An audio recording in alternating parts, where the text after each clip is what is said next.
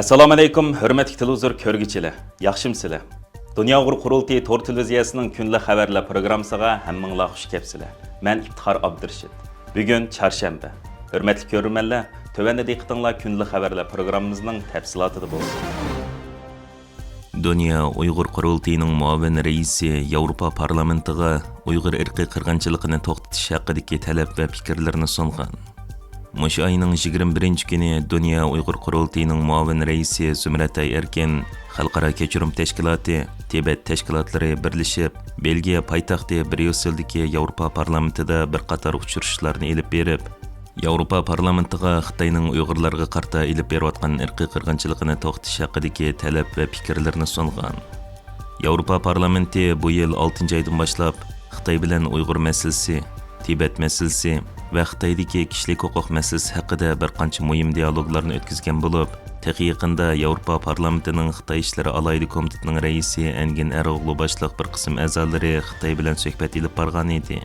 Bu qatimqi Yevropa parlamentining Dünya Uyghur qurultiyi, Xalqaro kechirim tashkiloti, Tibet tashkilotlari qatorliq tashkilotlar bilan uchrashishning maqsadi Yevropa parlamentining oldingi qatimqi Xitoy bilan bo'lgan uchrashuvlarda olib berilgan suhbatlar haqida fikr almashtirish va bu tashkilotlarning fikrlarini anglash ekan.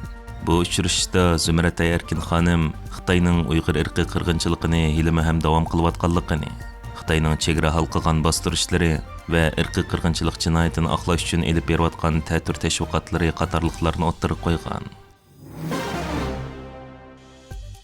21 oktyabr, ya'ni seshanba kuni Kanada parlamentiga Kanadadagi Uyg'ur haqlarini qo'g'dash tashkiloti, Kanadadagi 3-cho'ng partiya Black Quebec partiyasining tashqi ishlar va ko'chmanlar ishlariga mas'ul yordamchi ministri Alexis Bronel Duceppe qatorliqlar Kanada parlamentining axborot markazida Uyg'ur majburiy emgakini cheklashni talab qilib qonun loyihasini sunish haqida axborot e'lon qilishini aytib, Xitoyning majburiy emgakini cheklash taklif qonun loyihasini Kanada parlamentiga sungan.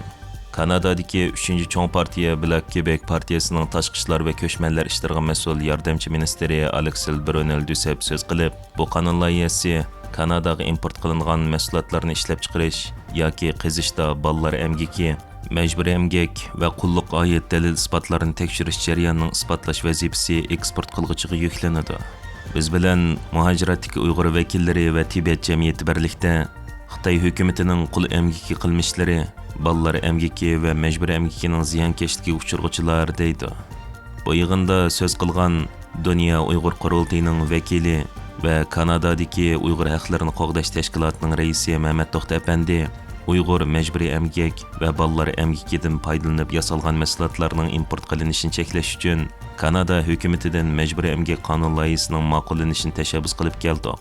Shuning bilan bir vaqtda ta'minlash zanjirini astoydillik bilan tekshirish, Kanada ommasining har qanday mahsulotni sotib olganda mayli majburiyat emgakida ishlangan bo'lsin yoki majburiy emgak elementi shu mahsulotda bo'lgan bo'lsin, buni cheklash uchun muvofiq tirishchilik ko'rsatishni talab qilaman deb barliq parlament a'zolarining ittifoqlashib bu qonun loyihasini qo'llash kerakligini ta'kidlagan.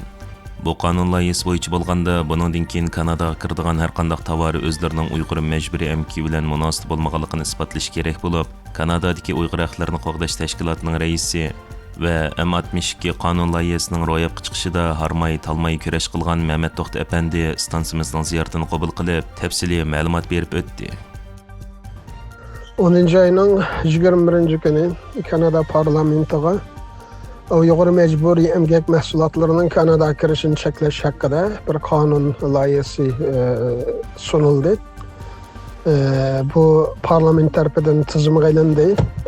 Shu munosabat bilan Black Quebec partiyasining rahbari va Kanadadagi 3-cho'ng siyosiy partiya, uning rahbari Yves François Blanchet Efendi, Ananikin bu qonun taklifini o'ttirib qo'ygan Simon Pierre Efendi milletvekili va shu nimaning Black Quebec partiyasining tashqi ishlar va ko'chma ishlariga mas'ul ko'lga ministri Alexis Bronel Duceppe va Uyg'ur haqlarini qo'g'dash tashkiloti men bo'lib parlamentning shu rasmiy matbuot yig'ini o'tkazilgan press gallery deb qo'ydi. Shu yerda matbuot yig'ini o'tkazdik. Shu Yığında asasen bu qanunning muhimligi Kanadaning o'zining shu majburiy emgakni ishlangan mahsulotlarning Kanadaga kirishini cheklash haqida ham xalqaro qonun bo'yicha majburiyatining borligi, qonuniy javobgarligining borligi, hem Kanada, Meksika, Amerika o'rtasida 3 taraflamalik savdo to'xtamnomasi bo'yicha şu mecburi emgak ve balalar emgigidan ishlangan mahsulotlarning Shimol Amerika bozoriga kirishi cheklanganligi, lekin garchi qonun ve bazı belgilemeler aniq bo'lsa-mu, buni ijro qilishdagi ba'zi mexanizmlar qurilmagan bo'lg'achqa, hozir ijro qilishda ba'zi oqsoqliklar yuz berib kelgan, hamda ma qonun bu oqsoqliklarni tamamen o'ttirdan amaldan qoldirdi. Chunki bu qonun bo'yicha har qanday bir ticari organ Uyg'urlarga munosabatlik, Sharqiy Turkistonga munosabatlik, mayli paxta bo'lsin, mayli plastik bo'lsin, neft, energiya, quyosh taxtasi, mashina parchalari nim bo'lishidan qat'iy nazar quruq yal yemish va ya ko'ktat degandek. Bularni Kanadaga import qilishdan burun bu mahsulotlarning Uyg'ur majburiy emgaki bilan chetishmaganligini isbotlash kerak. Shuni isbotlamasa, u mahsulotlar Kanadaga kirishi cheklanadi. Şunlaşka bu en mühim bu kanun nemesining loyihasining halqılık noktası şu.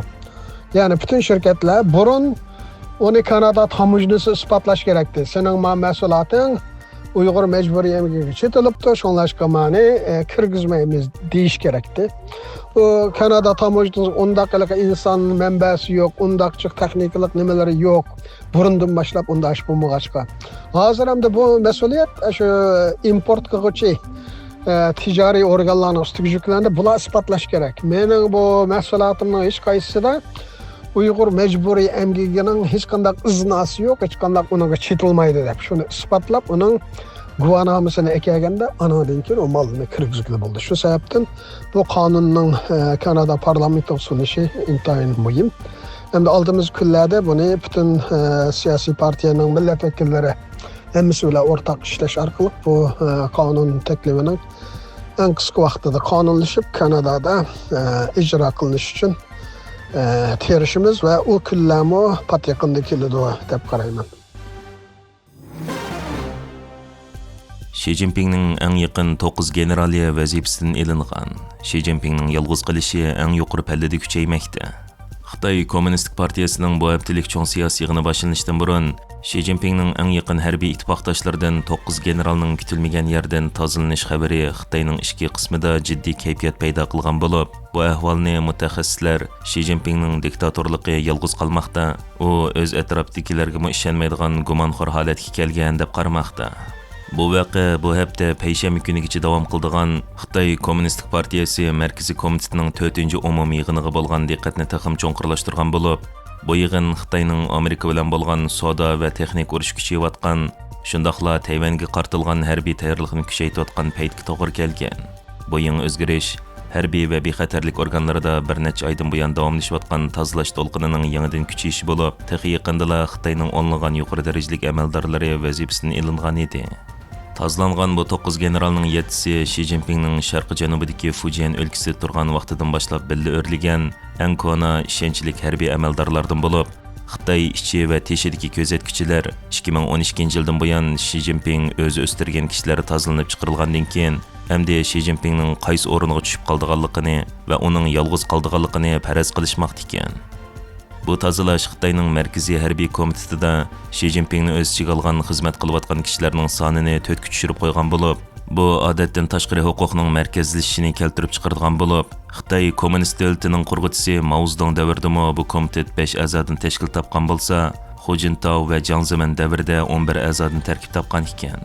Xi Jinpingning cheriklikka qarshi kurashni qanot yaydirishining sababi Xining Xitoy kommunist hokimiyatining og'dirilishidan ansirishidan bo'lib, mutaxassislar hozir Xining iqtisodni qalaymaqonlashtirib o'tganligi va haddidan ziyoda o'zbeshimchi bo'lib ketganligi sababidan uning rahbarligiga qarshi chiqayotganlarning ko'payishi, davomlashayotgan bu tozalash uning diktatorligini texmi mustahkamlashni maqsad qiladi deb qargan.